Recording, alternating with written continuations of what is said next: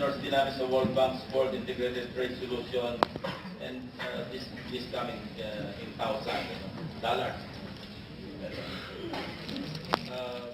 Ang report, as reported by the Philippines, on Philippine side, ang import natin 18 billion 177,818,000 dollars.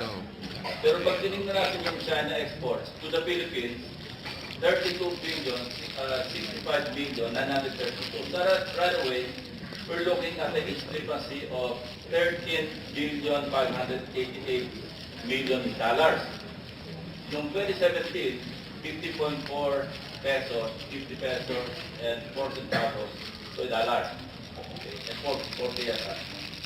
So, 684 billion, 840 million, 954 at 50.4 to a US dollar.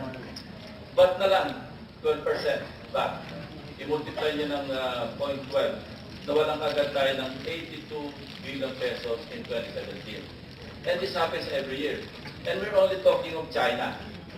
We're not even talking of other exporting countries to the Philippines. So, ayan, gawan niyo ako ng estimate ngayon.